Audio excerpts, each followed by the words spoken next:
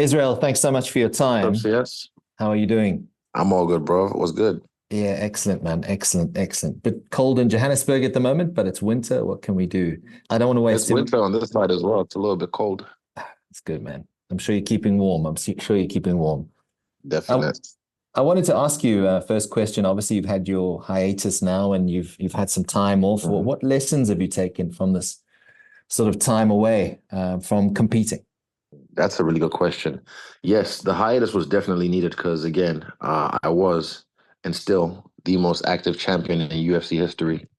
Yeah. So for me, I was, I think, four fights in a span of a year or three fights in a year and some change, whatever it is. But yeah, the hiatus was definitely needed because physically, mentally, even spiritually, I just needed a break from not just the fights, but from the training camps and the constant, rigmarole we put our bodies through as warriors. So it was good for me to just unplug from the game.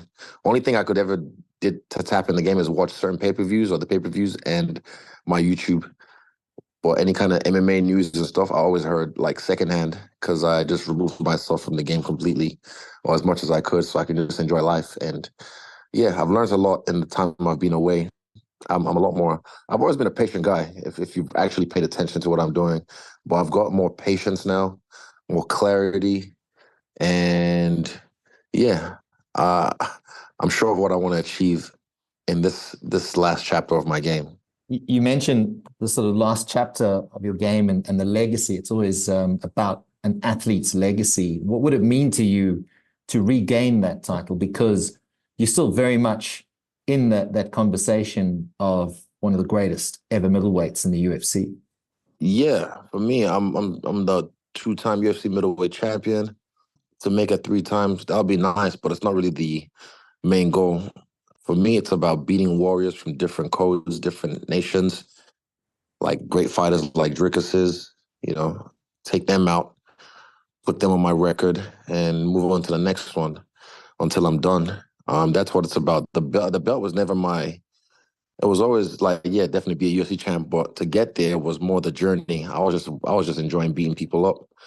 So again, I'm back there. I'm just gonna enjoy beating people up, and the belt will come, and it'll stay, and then eventually I'll let it go. Dricus has got a unique style. How do you sort of plan to combat his pressure and physicality? Because he's a rather large middleweight, especially when it comes to the actual fight. I fought the largest middleweight, Alex Pereira, and I knocked him out. Yeah. How am I gonna deal with Dricus's uniqueness? Is just be unique myself, be unique to who I am.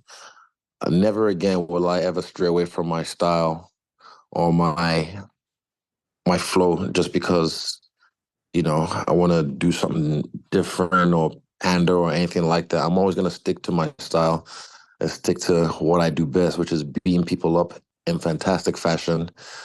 And yeah, I've done that my whole career, and I want to keep. I want to get back to that. I'm not really worried about the outcome. It's more about the journey. The last. This by the time I'm done with this camp, it'll be 16-week camp. We've structured everything differently. Like we shuffled the deck just to keep it interesting, and the things that worked we kept. Things that didn't work we reshuffled, and it's been good. It's been good so far. So I look forward to showcasing in August.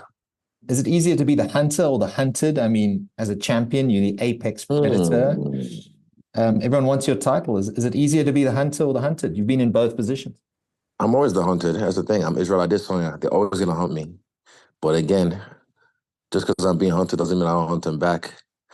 Yeah, I like hunting. I want to go hunting in this fight, but not crazy or anything like that. I just want to go in there and really showcase what I can do. I'm not worried about the outcome. I'm just enjoying the process. Do you have a message for your Nigeria fans? You've got a huge following. I mean, I've seen that you've been. I mean, obviously, I follow your YouTube channel. What's your message to your fans in Nigeria in particular? In Nigeria in particular, they already know what it is. They already know who I am and who I represent whenever I step in there. No matter what nation I live in, no matter what flag I carry, you look at me and you're like, yup. And I'm already stamped. I got it stamped on my chest. They know who I am. Yeah, so I don't really have to pander or anything like that. They know where the heart is. They know where the love is. What do you think is going to be going through your mind when you take that walkout? I mean, we've seen some spectacular walkouts over the years. I mean, there's always a theme. There's been some incredible masks, dances, but when you do step out in Perth and you head towards that octagon, what do you think is going to be going through your mind? Can you maybe just take us there and paint a little picture? To be honest, I don't know. We'll find out when we get there. At the moment, I'm just living in the moment, enjoying things step by step, day by day, moment by moment. So, yeah, at the moment, I'm excited to be here in Perth for the media stuff. You know, dip my foot in the water of this media shit again a little bit. Do phoners. I can't remember the last time I did a phoner. So, yeah, it's just nice enjoying the moments because these moments are fleeting, man. You know, eventually when it's all said and done, I might even miss these fucking conversations on the phone with random reporters telling my story. So I'm enjoying this moment right now. And by the time we get to that octagon, the walk, I'll enjoy that moment too. Lastly, from my side, what are you expecting from Dricus? You've obviously watched a lot of tape of various fighters over the years, and I suppose as part of the camp is to study your opponent.